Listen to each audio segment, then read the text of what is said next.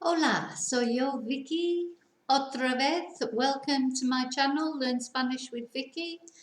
In a previous video, I explained what a go-go verb was. It's a verb that in the first person, in the present tense, perhaps I didn't clarify that,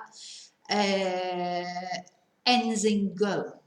And the verbs that we looked at and conjugated were venir, decir, hacer, oír, poner, and traer. And the example verb that we had was salir.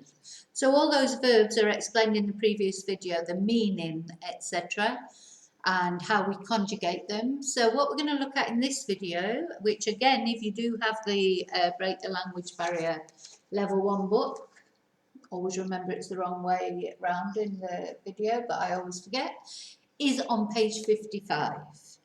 So we've got a question and an answer. Each one uses one of those diphthong verbs that we conjugated in the previous video.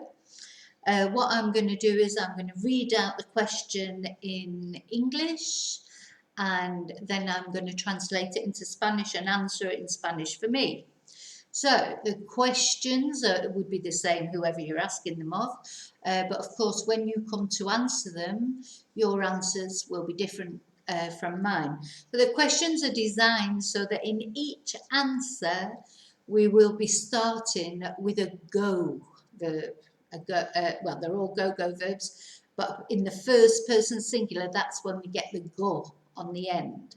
So the questions are designed to make you answer using a go-go verb in the first person singular.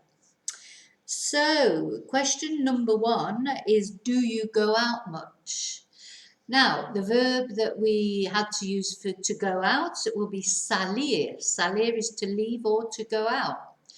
Now, when we're asking the question in the second person singular, you form, that's not a go-go. That doesn't take go. It's only in the first person. So our question will be, ¿sales mucho? Yeah.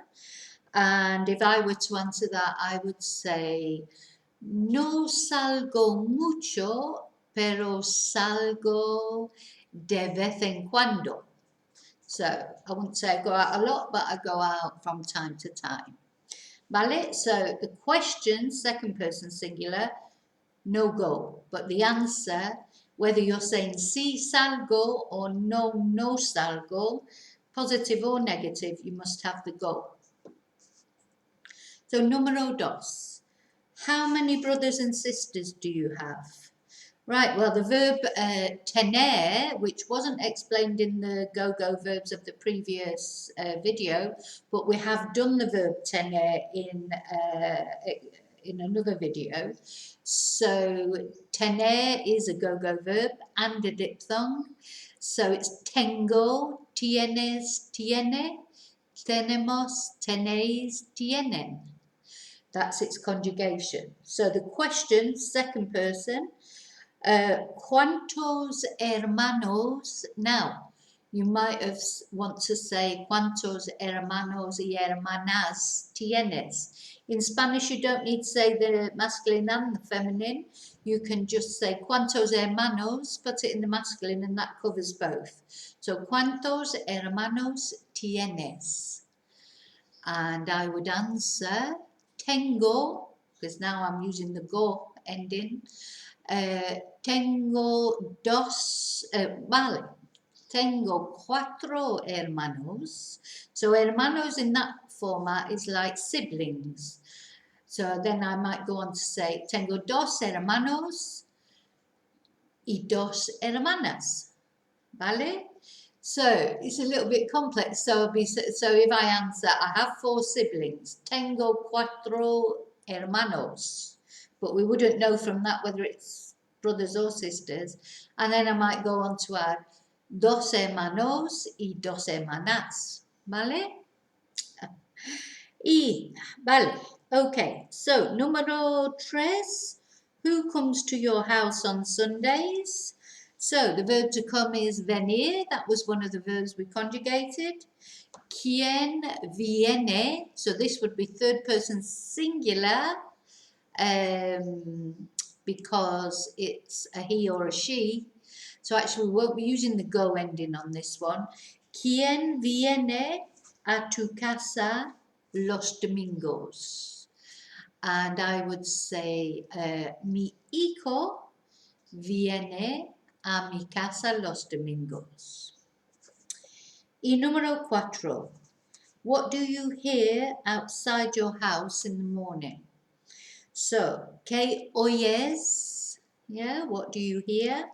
Fuera de tu casa, outside your house, por la mañana, in the morning. And this one would take the go ending in the answer, because I would say, oigo los vecinos.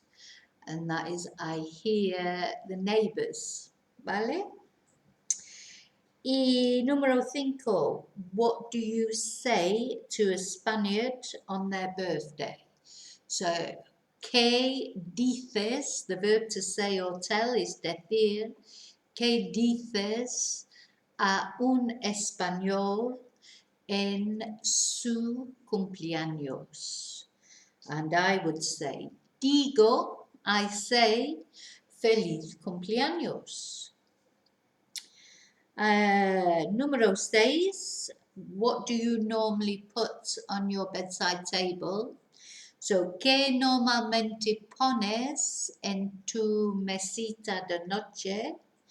And I would say, because put, is poner, and I would say pongo, I put mi móvil y una botella de agua en mi mesita de noche.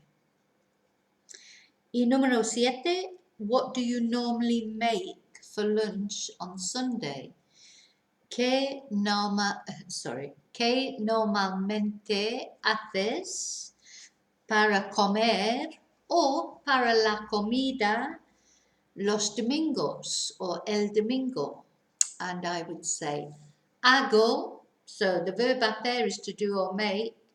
In the first person it's hago, H-A-G-O. We don't pronounce the H, so it's just hago.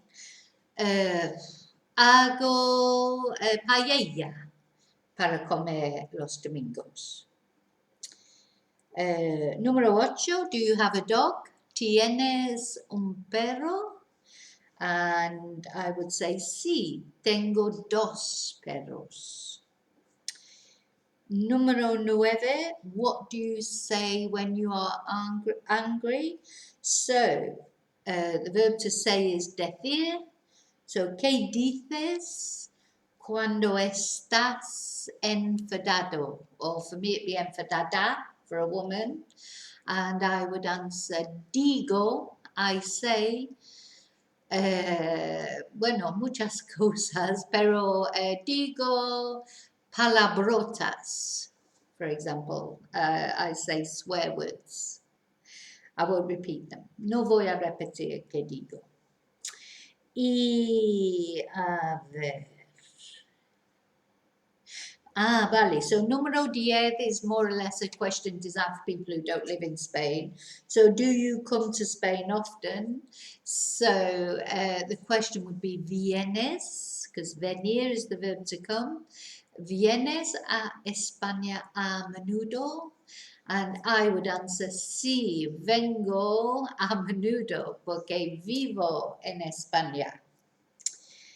Y número 11, do you hear much Spanish where you live? So, again, it's this funny little verb, oír, to hear. ¿Oyes mucho español donde vives?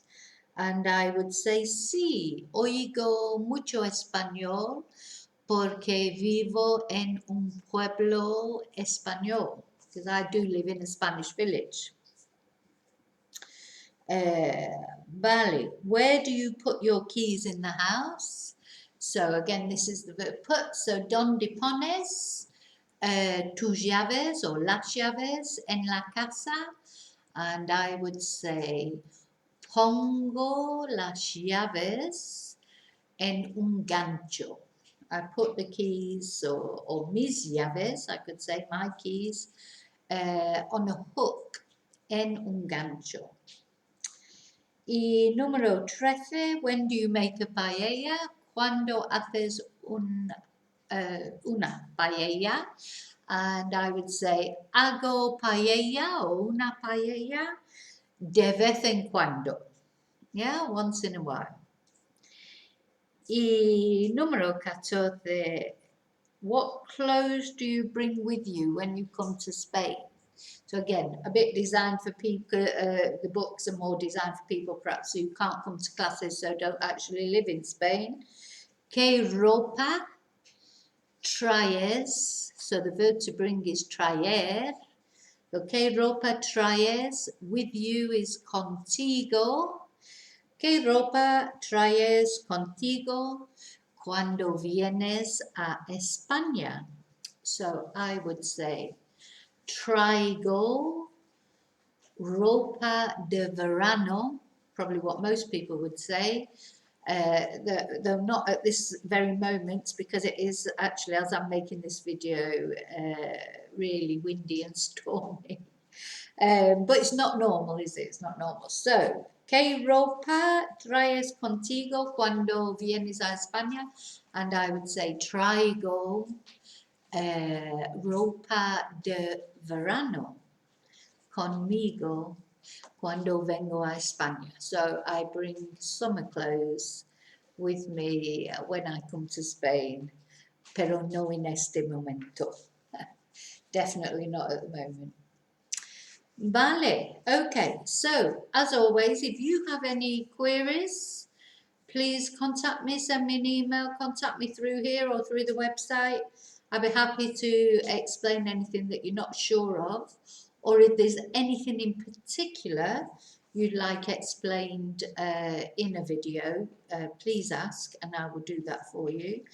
If you found the video useful for your diphthongs,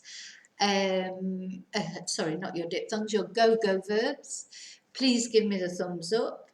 If you would like to receive notification of further videos that come out, please subscribe. And of course, there's a lot of other videos uploaded now, so this is your first time here and there might be some other things you want to look at. Please go ahead. But the main thing is if you have any questions to let me know, and if you would like to buy the book that sort of accompanies these videos but it's not exclusive to the videos, you can buy it on any Amazon site or through my website. It has all the answers in the back and explanations in English, so it's quite easy to follow, but the YouTube videos also should help you with the pronunciation, etc. Vale, ya está. So, muchas gracias, como siempre, y hasta la próxima. Vale, adiós.